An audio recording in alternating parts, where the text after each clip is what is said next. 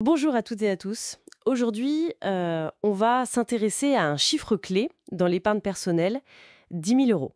Bonjour. Oui, 10 000 euros.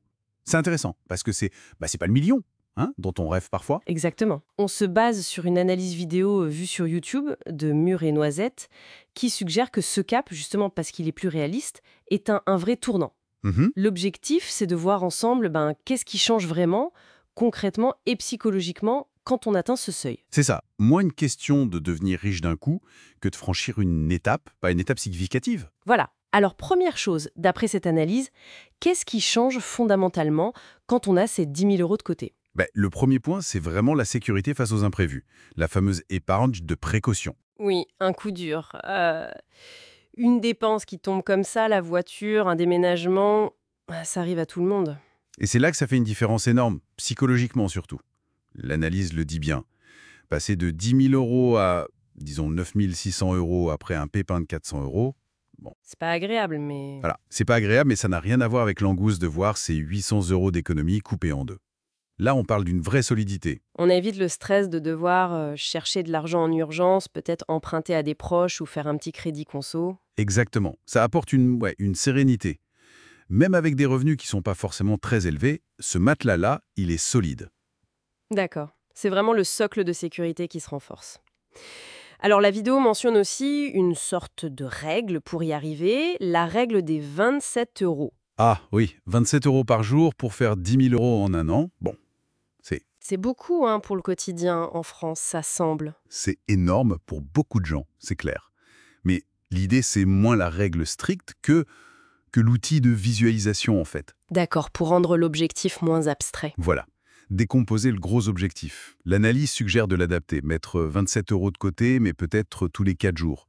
Ça fait environ 6,75 euros par jour. Ah oui, là ça devient plus parlant peut-être. Et ça permet d'atteindre les 10 000 euros en 4 ans. Ça aide à voir la valeur accumulée de petits efforts, de ce café qu'on prend pas, du repas qu'on prépare soi-même. Ça rend l'effort concret. Et ça motive, j'imagine, de voir que ça monte petit à petit. C'est puissant pour la motivation, oui. Des étapes atteignables. Bon, une fois qu'on a cette base, ce matelas de sécurité, et qu'on a pris l'habitude d'épargner, après, l'analyse dit que l'argent commence à travailler un peu. Oui, même sans prendre de gros risques au début. Une fois la sécurité assurée, c'est 10 000 euros. Si on les place par exemple sur des livrets réglementés, Le livret A, le LEP si on est éligible. c'est ça. Bon, les taux varient, mais actuellement, ça peut rapporter quelque chose comme 240, 350 euros par an, net d'impôts. Ce qui n'est pas négligeable. C'est comme si l'argent nous offrait... Exactement, comme si on nous donnait l'équivalent de plusieurs mois d'efforts d'épargne, passivement chaque année. Et ça ouvre d'autres portes ensuite. Ah bah oui, parce qu'avec cette base solide, on peut commencer à réfléchir à allouer une partie de ceux qui dépassent les 10 000 euros à des placements peut-être un peu plus dynamiques. La bourse, par exemple. Par exemple, oui, toujours en gardant le matelas de sécurité intact, bien sûr, et en étant conscient des risques. Mais la vidéo donne un exemple assez frappant. Ah oui, 10 000 euros au départ, plus 100 euros par mois investis, avec un rendement théorique de 7% par an. Sur 20 ans, les intérêts composés peuvent générer plus de 50 000 euros. Ah oui, là on voit la puissance du temps et des intérêts composés. C'est plus du tout la même échelle. C'est ça, l'argent commence vraiment à faire des petits, comme on dit. Donc, il y a l'aspect sécurité, l'aspect rendement, et sur le plan plus psychologique, le rapport à l'argent change aussi. L'analyse insiste beaucoup là-dessus.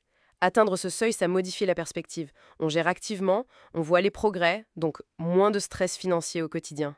On passe d'une gestion un peu subie au jour le jour à quelque chose de plus maîtrisé. C'est l'idée. Et il y aurait aussi un effet intéressant. Moins d'envie de dépenses compensatoires, tu vois. Le petit plaisir rapide pour se remonter le moral. Voilà. Parce que cette sécurité financière, on sait qu'on l'a. Elle est là, elle est réelle. Ça apaise peut-être ce besoin de compensation immédiate.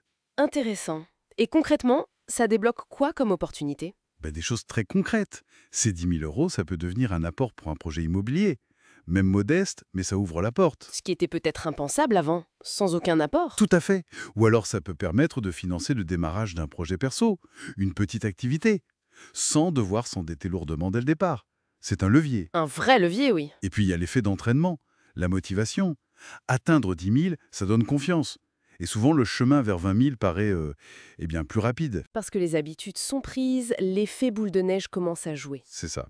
Les bonnes habitudes sont ancrées, et les intérêts aident un peu plus chaque année. Donc pour résumer, si on suit bien l'analyse de Muret-Noisette, ce cap des 10 000 €, c'est pas juste un chiffre rond, c'est un point de bascule. Un vrai point de bascule, oui, psychologique et pratique.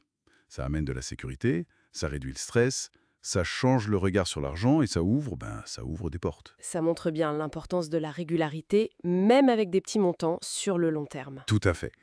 Et ça amène peut-être une réflexion pour finir. Au-delà de l'argent, est-ce qu'il n'y aurait pas d'autres seuils comme ça dans nos vies? C'est-à-dire? Ben, je sais pas. Dans l'apprentissage d'une compétence, dans notre développement personnel. Des paliers qui, une fois franchis, nous donneraient un sentiment similaire de sécurité accrue, de maîtrise et de potentiel qui s'élargit. Bonne question. Un sujet à méditer. Merci beaucoup pour cet éclairage. Merci à toi.